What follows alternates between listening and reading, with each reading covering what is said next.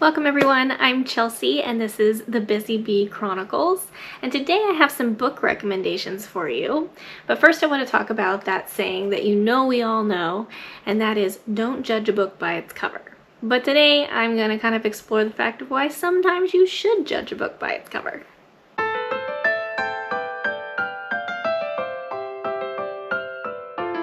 Okay. So even though I do deeply believe in that, don't judge a book by its cover when it comes to making false assumptions, or certainly about people. You need to get to know people. Don't judge things just by the way someone behaves at first glance or looks. That's very important. I am guilty of walking through a bookstore or bookshelves anywhere, and if I see a pretty cover, I am going to go look at it and see if it's a good book. So I'm going to show you some finds that is how I found them, that I looked and went, oh, it's such a pretty cover, or oh, I like the way it looks, and I picked them up, but they did turn out to be good books. So also, let's not undermine the fact that someone puts a lot of work into those covers, and they are doing exactly what they should do if they got your attention and you picked it up. So kudos to all of the book cover designers out there, because if you got us to pick up your book because it looks fantastic, then you did your job great. So these are some of those that not only were the covers beautiful, but they also were very good books. Okay, so the first one I have for you, and this one I really loved this cover. I really did. It's called New Slow City by William Powers, and it's a story about this man and his wife, and basically they just want to slow down. Like it sounds, right? They just want to slow down, but she's keeping her regular job that she did, and they're in New York City, but he wants to full-time try to live this slowed down life, which is what this book is all about. It's about their time dealing with that.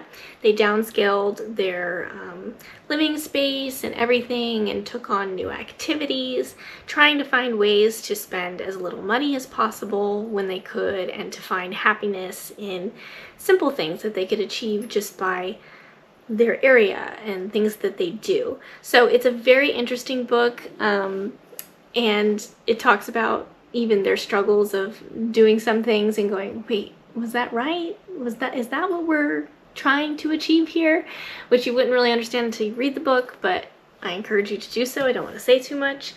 But it's very interesting. And I believe he wrote another book, 12 by 12, and it's about living in literally a 12 by 12 space. I haven't read that yet. I'm interested to do so.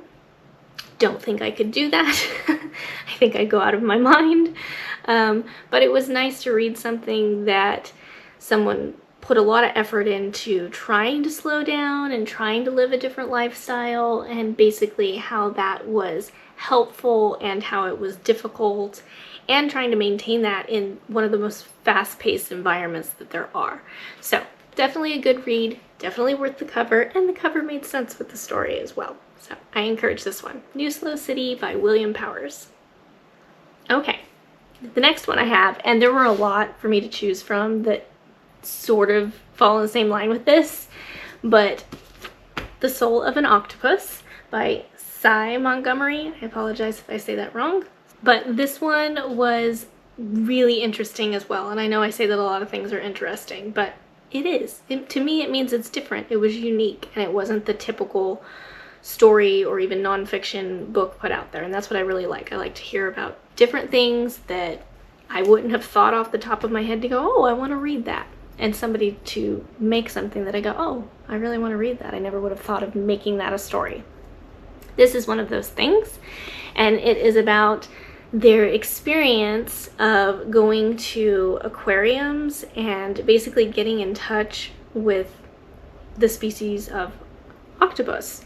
And I learned so much about octopus that I just didn't know before. They're very intelligent creatures, which I did know that, but I didn't realize how intelligent and capable they are, and how connected they are to the humans that are taking care of them in that sense, and how important that connection is.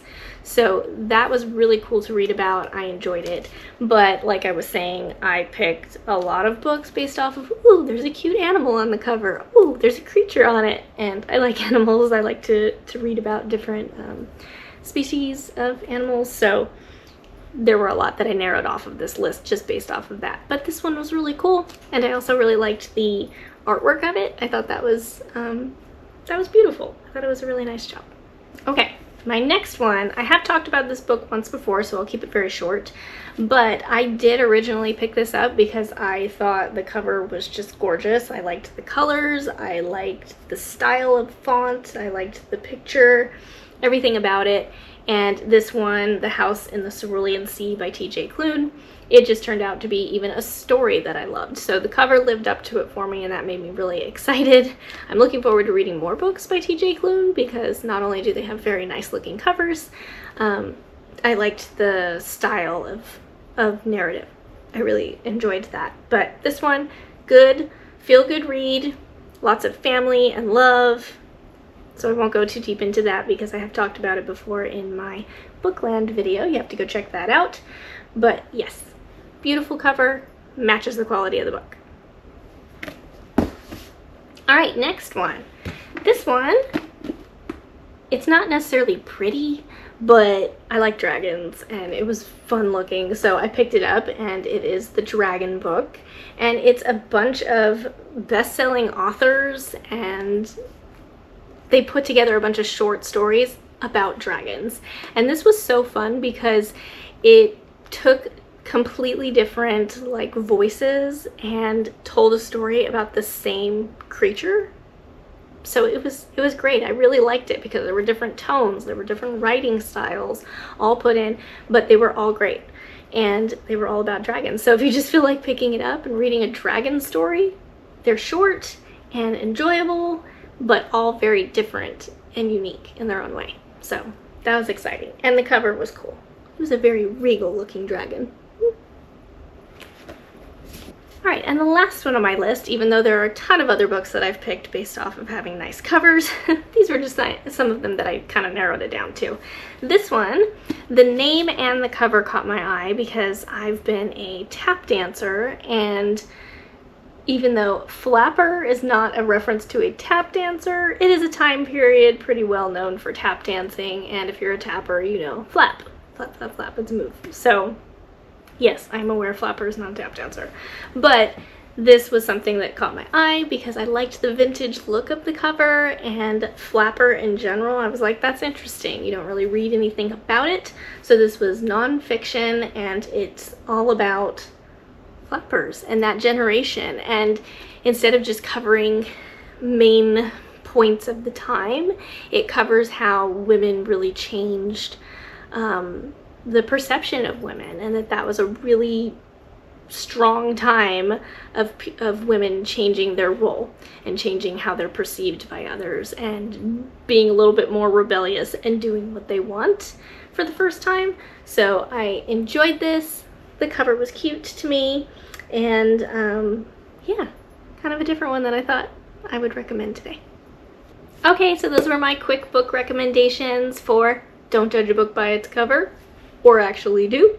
I think sometimes that's a great idea, and again, bravo to all of the great book design covers, the book cover designers that do a great job at that and matching not only the quality of the book that's written inside, but also the tone and carrying out the image that we want to see, because that is our first impression of a book. We don't really think about it, but it is our first impression. So while yes, you should pick up ugly covers and ones that maybe don't catch your eye because they could be an amazing story, it also doesn't hurt to pick up great covers and see if there's a good story inside.